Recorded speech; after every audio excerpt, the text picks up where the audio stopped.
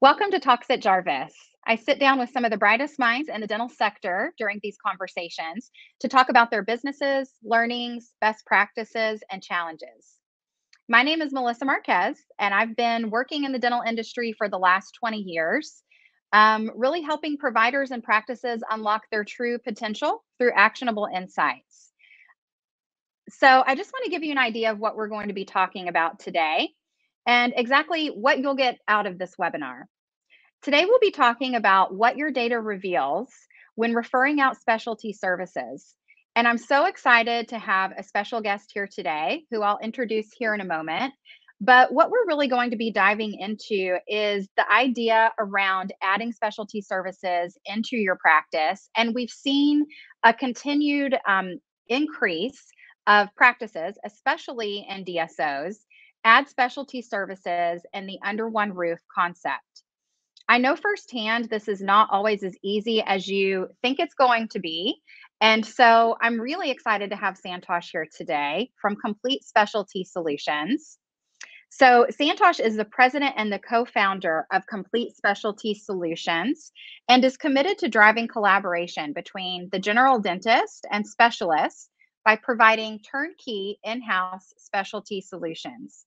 With over 12 years of large scale operations experience in both the medical and dental industry, Santosh and his team are helping DSOs, group practices, and even solo offices thrive by addressing the needs expressed by patients for comprehensive in house dental care. Santosh, welcome to our show today. Thank you so much for being here. Absolutely. Thank you for having me, Mel. Appreciate it. I would love to start just by learning a little bit more about you personally and your background before we dive into our conversation today. Sure. So again, my name is Santosh Patel, and my background actually, I started in the medical space. For about 10 years, I worked kind of managing large-scale multi-specialty physician operations for two of the large health systems in the nation. We spent 10 years really building groups where we had family practice doctors, and just based on the patient demand and compliance and need, we built multi-specialty groups, right? So we brought in cardiologists and ENTs and GIs to be able to have that comprehensive approach for that patient care. My wife's a dentist. My brother-in-law is a dentist, and so I'm married into the dental world. But just by learning more and more about the dental side of it, we realized that there's a huge need and lack of really organized structure on creating a one-stop shop, essentially, right? And so that's really kind of where the business started. Is, well, we know that there's a desire and a want for it. And I brought this from a medical space, learning more about dental. So I wanted to bring that level of organization and sophistication into it.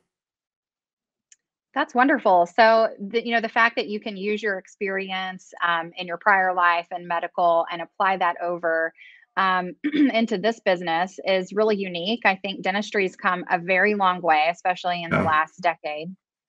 And I think it's ready for this. No, I agree. I mean, I think you think about it, take a step back, a lot of patients really want it, right? It's a convenience factor for patients. They're becoming more and more used to this in other settings. And dental is just another avenue and opportunity for them to have really comprehensive care in one location. Focus on right case, right place, but really being able to have it in one general location. So as it stands today, Santosh, I know that you've kind of duplicated this model. Can you tell me a little bit more about Complete Specialty Solutions and who you currently serve? I know I kind of briefly gave an intro, but just a little bit more about your model. Sure. No, absolutely. So our company, Complete Specialty Solutions, essentially our whole vision is to serve as a specialty department for DSOs, groups, and solo practices. Within our infrastructure, we hire and employ board-certified, board-eligible specialists, oral surgeons, periodontists, orthodontists, endodontists. We also employ and bring our own clinical RDA team that support those specialists, right? I mean, it's critical to have that from a safety standpoint, but also an efficiency standpoint. And then we bring the supplies and equipment necessary to render care. I mean, all the way down to 4x4 gauze. I mean, we have our profile sheet and list and know exactly what our specialists need. And what I'll say, what really kind of differentiates us outside of those three different items is we have an operations arm, right? Like I'm an operator through and through. and that's kind of where I cut my teeth. And so looking at it from a perspective of how do we go from start to finish, from referral to patient collections, and rendering care, providing pre-op, providing post-op, leveraging some tech-enabled services that we've provided as well to be able to enhance that patient experience and also take that burden off the practices that are wanting to continue to grow their general practice. They know that they can benefit from specialty. Sometimes it's just how, right? So we essentially would just want to be that how partner, right? We bolt onto the practice and provide these services. That, the first time I heard about the way that you guys are approaching this, I was thinking, where was this for me in my previous role? And I had some great specialists that I partnered with. I mean, just really fantastic clinicians. Sure. The hard part for me and my background as an operator in a DSO was the implementation piece. And I'm like you, I love the operation side of dentistry. I love supporting doctors. I love making processes and systems in a practice work. But, in a DSO, especially, there's so many different things that your attention is on day to day.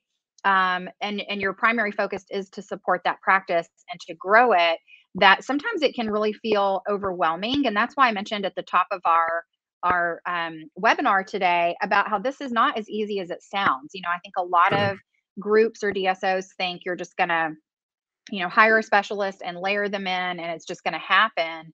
But the fact that you guys take that operations load off of the group is huge. We would go out and hire, 3 to 4 people to help us make this work on top of the individuals that are working directly with the patient in a clinical capacity. There's a lot that goes into constructing a strong day, ensuring that it's confirmed, ensuring that your patients have the right instructions. There's so Right. much that goes into that.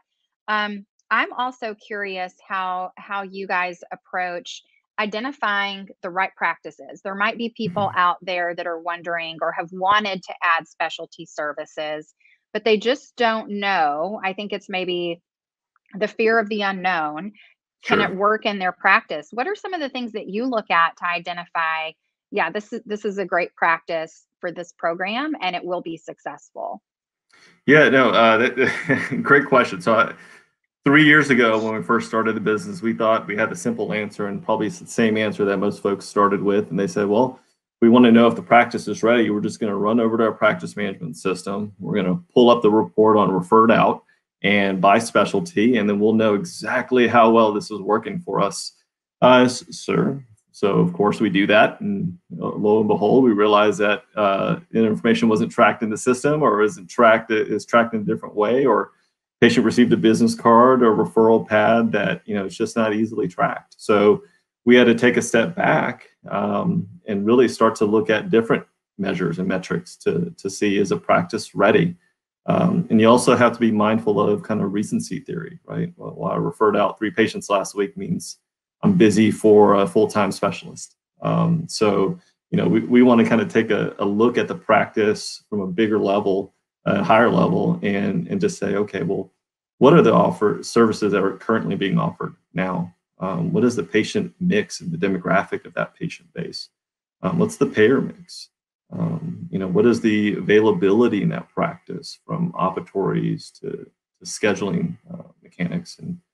And so we'll take a bunch of different puzzle pieces and start putting it together. But we always recommend evaluating the practices a little bit deeper, and using data to be able to do that has been important for us. Mm-hmm. Oh, so that's great. I mean, and here at Jarvis, we have a lot of data. We support around 1,000 locations currently in over 40 different groups and DSOs with their analytics needs. So we see a lot of different kinds of practices. On average, most practices are seeing 250 to 300 patients walking through their doors Right. every month, seeing, on average, maybe 3 to 4 different providers in their practice. You have to believe in, if the average practice is seeing around 300 patient visits a month, that there has to be at least, I don't know, 10%, maybe 30 patients that are getting referred out, if we're really looking and identifying these types of procedures that maybe don't happen in the typical general practice. So I know Right. when you're first kind of analyzing the data that's occurring in a practice, you don't have always that point that you mentioned. You don't always have the tracked number of referrals. Right. Are there other ways that you will recommend a practice start really kind of paying attention to this and identify how many patients they are referring out if they're not utilizing those tracking mechanisms in Yeah. the practice management system? Absolutely, absolutely. So so you just look at some of the specialty associations like AAO and the AAOMS. I mean, they put guidelines out there just at a high level of look at patients that are appropriate for a consult for ortho between ages 7 to 20, right? For AAOMS for wisdom teeth extractions between ages of 16 to 25.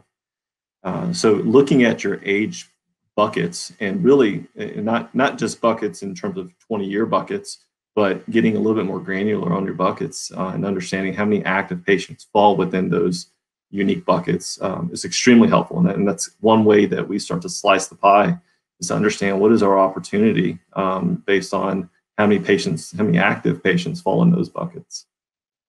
I think that's a great approach because there's maybe what you're referring out now, and then there's what you're able to refer internally once you have that service available. And there's probably a lot of light bulb or aha moments when I know I've experienced that when you start to look at how many children under the age of 7 or nearing the age of 7 they Right. actually have in their practice. It's, Hmm. I think it's enlightening when they for the first time have the ability to treat those patients in house, then it Right. becomes more of something that they're focusing on, and more patients are getting comprehensive care, which I think is a really huge benefit of adding specialty to your practice, that it just becomes a different Absolutely. priority. Absolutely. Yeah. I mean, it's not always tracked in it may not be referred out, but I think the office recognizes the benefit in knowing Mhm. that you have someone that's able to come to your practice once or twice a month to be able to take care of your patients is a huge value add. So aside from, how many referrals they think they're sending out and some of those demographics that we talked about, like age groups, and then backing that into what either, Academy of Orthodontics or American Academy of Periodontology tells us about what's happening in patients' mouths. What are some other factors that indicate a practice is really kind of ripe for adding specialty? Sure. Yeah. I mean, I think when you look at production is one indication, right? I mean, and Okay. also, you can have a highly productive practice, but you dive a little bit deeper, and maybe the reason why the practice is highly productive is because they're doing a lot of the stuff in house. So maybe it's certain specialties that are a better fit for that Mhm. practice versus others. But then you also take a look at those production of a practice may be low, but that's because they're referring everything out, right? And so what we find is at least let's start considering practices that are around the $60,000, $60 to $70,000 of production per month, and really start diving into what is the opportunity. And maybe they're not ready for specialty today, right? But they can get ready in the next 6 months. And how do you get there? And the best part of Mm. kind of looking at that mindset is, you know, obviously looking at the structure of in-house specialty, but creating an opportunity that you're going to have a specialist engaged because there's great collaboration, the office environment's positive, right? There's strong handoff, strong communication, and also this specialist overall feels okay. Well, this practice wants to grow, wants to continue to add this service, and is respectful of the time that they're providing to that practice. Most of our Mhm. specialists own their own practices, and they kind of work with us as incremental income and opportunities for them. So they want to make sure there's an opportunity cost for them to close down their practice for a day. So in order for Mhm. them to do that, they want to make sure it makes sense. And I think more and more specialists are seeing that as this a hybrid model for them. And so, Mhm. when you look at what a practice kind of, you know, the metrics that a practice should have is obviously you want to be kind of north of 60 to 70,000 in office production. If you have Okay. multiple locations, could those potentially be feeder locations if they're branded, right? And that's a huge plus as well, especially if you have a specialist rotating to different locations once a week, then you always have an access point for your patients, which is phenomenal. Um, and then you also just want to, kind of think about what is currently being offered within a Mhm. respective practice, from the different levels of services. Okay, great. So I kind of go to also wanting to dive into some of the tough stuff that people sometimes don't talk about, which are the Sure. barriers and the objections that sometimes, especially in the group or DSO world, it may not be the idea of the folks in that particular practice to add specialty, right? It Sure. might be more of the group's initiative. And so I think gaining that buy-in is really, really important in being able to have a successful specialty program. Yeah. And it's more than just the relationship, which kind of traditionally has been, if you think about private practice, it's a lot of it's built on relationship and trust, Of and that's course. Yeah. fostered over time, even with like holiday gifts and things like that. But in the DSO world and model, sometimes you have others influencing the decision to add specialty to the practice. And Sure. so, what are some of the, and I know some of the ones that I would face in that particular type of role, where we knew that we had opportunity to add specialty, we were tracking it and we could see it, but maybe the doctor wasn't 100% on board, and that's the person that really you're counting on to drive the referrals and to be the leader in the practice. Sure. What are some of the obstacles, and maybe do you ever face these types of obstacles when you're coming into a new practice or a new group where they're just not 100% bought in yet? And what are some ways that you have found that you can get there with them? Yeah, no, that's a buy-in is critical, right, for success. And again, on you put it on paper, and in theory, this sounds like a wonderful model, but if we Mhm. don't have buy-in, then it never succeeds. And so, one of the things that we do, and one of the things we focus on, is kind of fostering that relationship between the specialist and the GP team. So not just the practice associated, the practice owner, but actually the team, right? So understanding who are the RDAs and the front desk team members who are having probably more engagement with the patients than anyone else. Discussing this with the hygiene team to really preheat the discussions before the dentist comes in for their exam and evaluation. So I think too often we've gone into practices where the specialist is routinely going in, treating the patients and leaving. Sometimes the team members don't even know the specialist's name, right? When they're telling a patient, we have an oral surgeon, they can't tie a name to that. There's a huge disconnect. That patient no longer feels that individual is part of the practice. They just feel it's like a third party who's coming in. So you want to make sure that the specialist is really seen as like an associate of the practice, and that's critical. Mhm. And so there's a whole different variety of ways to kind of build and foster that relationship, but making sure that there's an understanding that this is a full team, like buy-in concept, right? I mean, everybody has to understand the benefits and the value that this can bring. Agreed. And I think especially with the way you've designed your system of taking the burden off of the practice is Mhm. huge. Because they have so much going on, and maybe it's a once a week or once a month visit by that specialist, there can be a phenomenon of, it kind of gets neglected if they're Sure. not, if they feel like it's just additional work. But your model, I think, is so unique in the way that you approach that, not just by building the relationship, but by also, working to take some of the administrative pieces off and make it simple for them. I think that's been Right. missing for a really long time. Well, we've had a pivot, right? I mean, when we first started the business, it was, again, in theory, it was okay. Well, we're going to hand this to the teams at the practice, and they're going to build our schedule, and we're going to walk away, and this is going to be wonderful. Then we show back up for the next day, and there's like a huge no on the forehead of, I didn't have time for this, I wasn't able to do it, and rightfully so. I mean, this can be a distraction, right? I mean, they're focused on general dentistry, and they're trying to build that patient base there.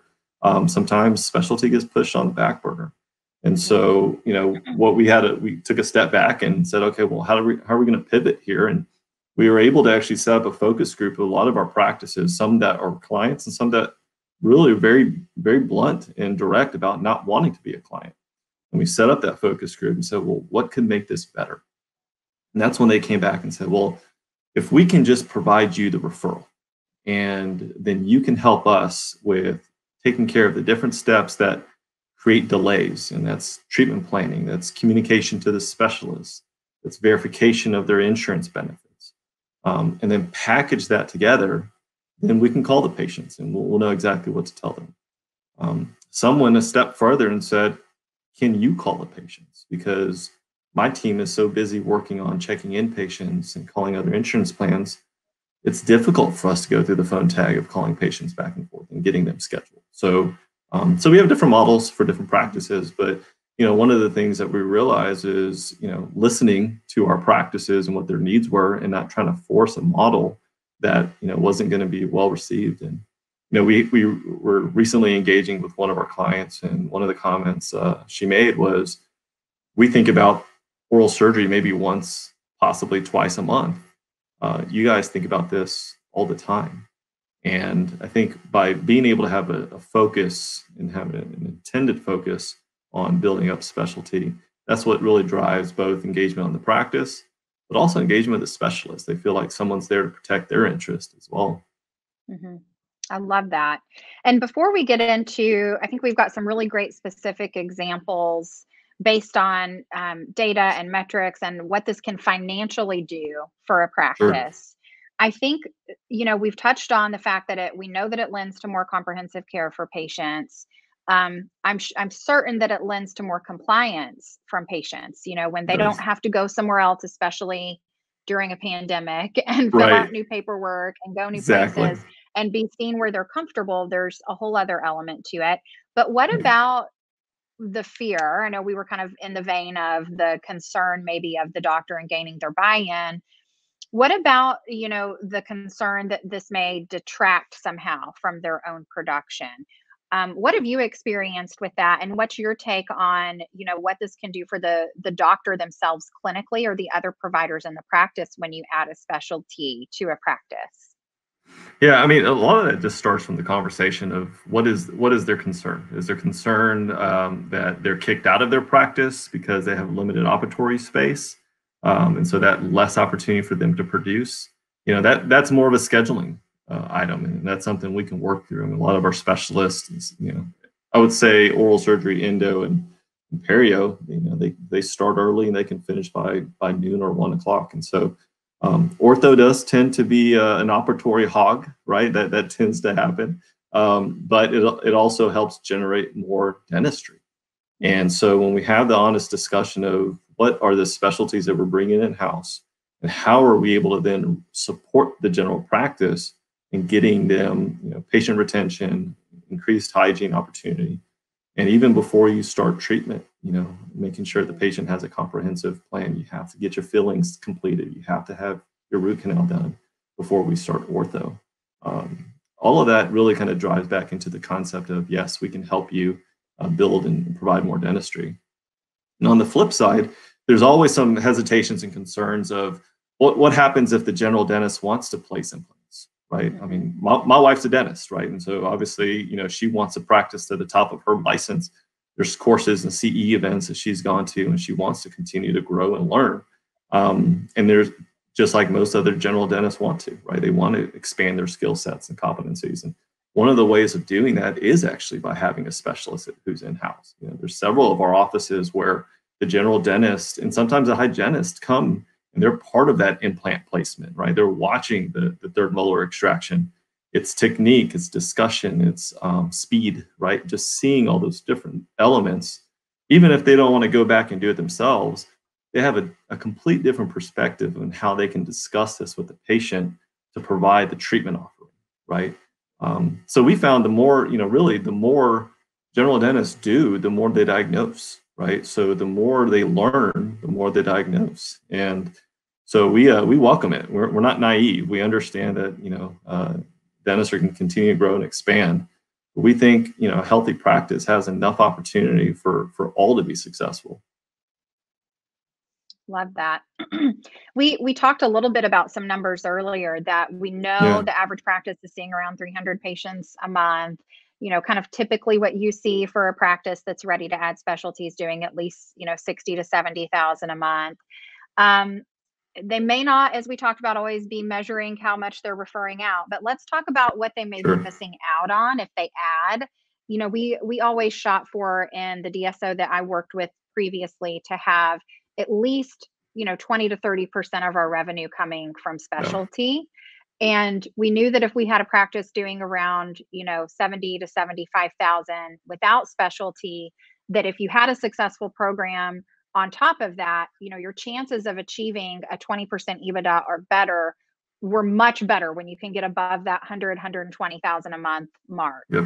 So, can we kind of quantify what you typically see when practices implement, let's just say, a strong, implant program or oral surgery program in their Sure. practice? How do you quantify that for them? Yeah, no, absolutely. I mean, you think about some of the most successful DSOs, right? I mean, they are somewhere between 40 to 50% of their revenue is tied to specialty. Hmm. Several of the goals that you mentioned, a lot of the solo practices, groups, DSOs, they want to get into that 25 to 30% where their revenue is derived from specialty.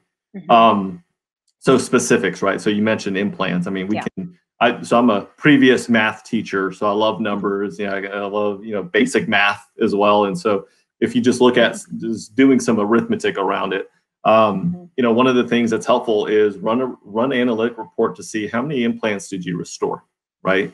So let's say you restored, in a course of 12 months, let's say you restored 48 implants, right? Hmm. So that's a healthy number of implants that you've restored. And then you look at the number of how many you placed, and you didn't place any. So you know that you could have, in essence, placed 48 implants and restored all 48 and maybe more by having that service already available. But Yeah. if we're going with 48 and then you think about the cost of just placing the implant, so normalize the cost of the specialist, the cost of the implant itself, cost of the support team to support the clinical side, but also the admin support team to contact the patient, coordinate the scheduling. All of those areas. I mean, if you look at a profit margin of close to $700 per implant placed, right? Hmm. Not the Hmm. restorative side, just the surgical side. You take that 48 implants times $700 and somewhere between $33,000 to $34,000, right, in a year of net profit. You kind of divide that number up by 12 months, and you're looking at just probably something just shy of $3,000 a month, right? And so $3,000 a month of net profit hitting your bottom line. When a practice is maybe their profit margin for that month and the EBITDA is around 30,000, right? That's a Hmm. 10% lift. Yeah. And that stuff, the beauty of this is there's no cost of acquisition. I mean, these are patients that are Hmm. already in your office, right? You've already spent thousands of dollars to go market them. But now you're just kind of leveraging the opportunity that you have with them in the practice. And so, that's $3,000 a month. And there's so much that can be done with $3,000 a month. That's your CBCT monthly payment. That's additional technology investment. That's hiring that one extra FTE that's going to help drive recalls and unscheduled treatments. And for solo practice owners, we always love this discussion because that's debt repayment, right? That's student loan Yeah. debt. That's practice debt. That's an opportunity to float the next practice they want to open. So all that, we always say nickels make dollars, right? They all add up. And again, the benefit of this is that these are patients that they want to stay in your practice, right? I mean, it's why do we shop at super targets, Costco, because we want that one-stop shop.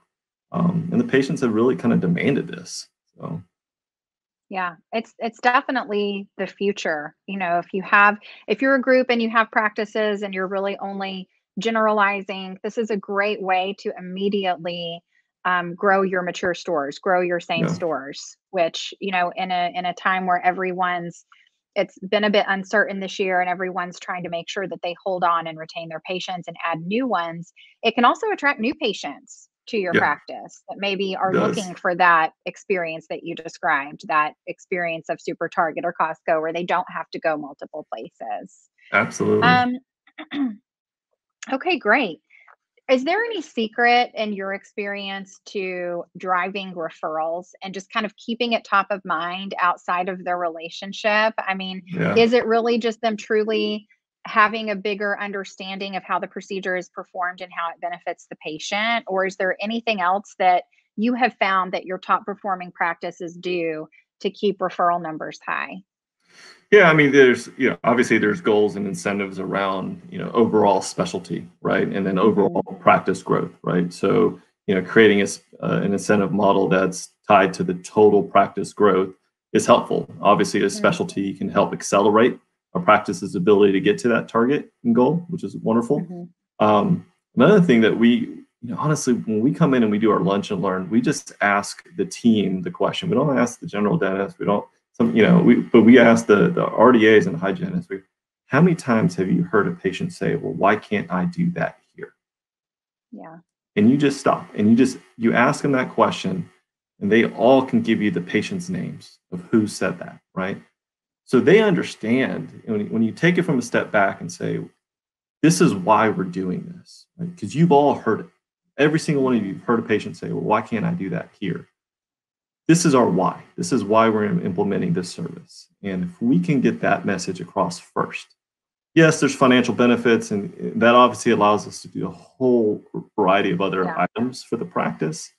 But again, we're doing this because that is a comment, that's a question that resonates, and I mean, they hear it every single day, and so that's what we're trying to address. And I think if you can get buy-in from that level first, and then determine how to that $3,000 per month, that could be part of that bonus plan, right? That could be a lunch, that could be 2 lunches for the week, or whatever it could be. It's something that's material that brings value back to the team that's supporting it. And not even just your, clinical team that's faced with that question. If you're not, listening to your phone calls, if they're not recorded, at least ask your team that's answering the phones how often they get phone calls about those different types of procedures. I mean, I think that there's usually opportunity there that many times the practice leaders and the doctors just may not be aware of, because they're not the ones that the patients are saying that to. So I think it's a great question for any doctor to ask. A lot of practices get the call on, do you offer orthodontics, right? You do braces. And, you look at just search engine optimization and data around it. Yes, dentist is ranked really high, but so is braces, Invisalign, aligners. I mean, those are products that people are searching for, and they're actively looking to see who provides this. And in orthodontics, I mean, that's such a great practice builder. I mean, the patient is part of your practice now for 24 months. They're set up on routine hygiene cleanings. Their families are typically part of the patient base now. And then their overall dental IQ goes up, right? They understand that they made an investment in their overall oral health. They need to maintain it. And how do they maintain that? And that's regular appointments, staying on track with treatment plans. And so yeah, I mean, all these kind of tie back into patient continuity. Okay, great. And I would be remiss if I didn't talk a little bit about what you're doing here with Jarvis. I know that we've met, and we're, kind of engaging in this partnership to support the efforts that you go through as you're looking at new potential practices to partner with. Would you mind sharing a little bit about how, we're going to be working together and supporting you in that effort? No, absolutely. I mean, we're very fortunate with this, very blessed as we continue to grow. One of the things that we do is we provide an opportunity assessment. And this is important to be able to help understand what's the opportunity for the general practice and create an economic model around that. But also allows us to recruit. And sometimes we forget about that part of it. Like we need to go back to the recruiting of our specialists and say, we have an opportunity, and this is what this opportunity can mean for you, right? And previously, this has just been a very manual process. And the reports and the data is out there, but it's having someone go into the system, run all the reports, put it together in different formats and spreadsheets, and tie in what we feel is conversion percentages. And being able to do that, we then realize that there's got to be a more sophisticated way around this, right? The data is available. And so, we're fortunate again to partner with Jarvis, simply because you're able to pull that data out in a very succinct manner. That's allows us to provide that opportunity assessment for these practices to give them a choice, right? Like, yes, you're ready and you want to move forward with this. And this is why we think this is going to be beneficial for you. right? Specialty may not be right for everybody today, right? But how can you get there? When will you get there? So that's why we really appreciated and enjoyed being able to leverage the Jarvis platform and analytic tools. It allows us to really just have a meaningful discussion. Data lets us tell a team, yes, we're ready. Data also allows us to go get buy-in, right? I mean, because they're facts. The data is available. So that that's kind of why we really appreciated the partnership with Jarvis.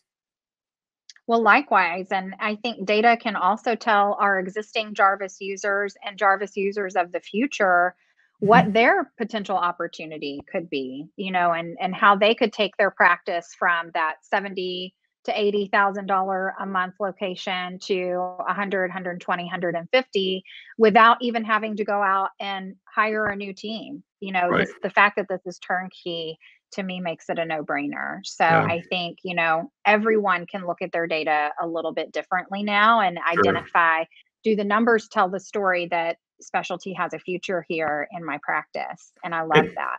And for us specifically, I mean, we love the fact that there's an intersection between Jarvis and CSS, and the fact that we have data and there's a cross point for us to make the determination.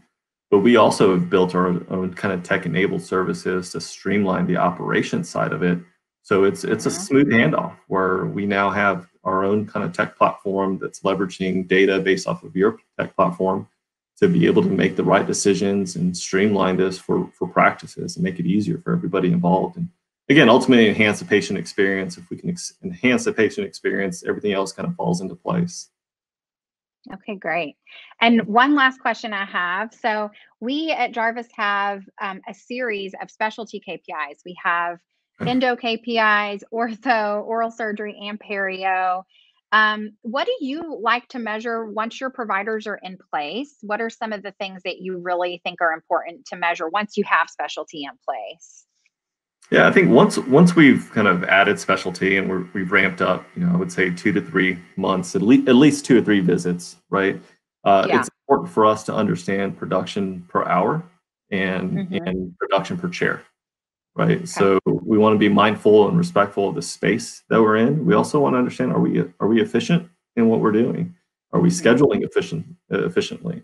And then from a kind of a KPI standpoint, that the production and collections per hour per chair time, that's valuable for us. And then from really just an overall opportunity of are we then making sure that our patients are served, like what percent of the patients that we've seen that have been referred to us have been treated, right? So that's another KPI that's important for us. It's just conversion percentages and case acceptance percentages, and because ultimately if we're going to serve the practice, we want to serve the full practice. We want to be able to provide as much opportunity and care for those practices and patients.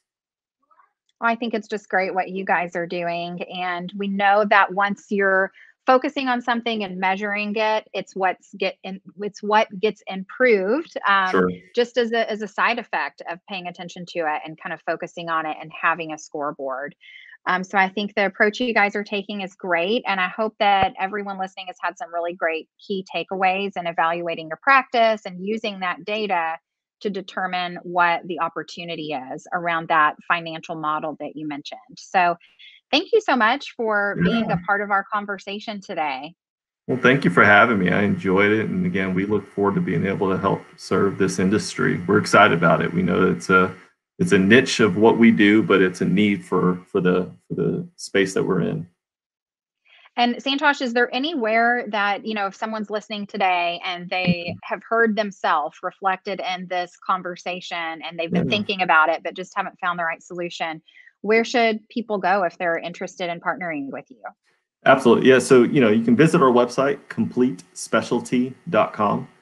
We have a kind of a form on there. You can fill that out and just that'll get to one of our team members, probably more specific to our location. Currently, we're in Texas, Tennessee, as well as expanding out to Florida and Oklahoma here before the end of the year. But if for whatever reason, if you have a direct question for me directly, then feel free to email me at Santosh, Santosh at completespecialty.com. I'm happy to respond. I've enjoyed this. I mean, I've been fortunate to learn so much from different groups that we've worked with. We're always innovating, right? We want to continue to grow and build the right service and product for everybody. So, but yeah, feel free to contact us either through our website or shoot me an email directly. Thanks so much, Santosh. And join us again on our next Talks at Jarvis. Thanks, everyone. Thank you.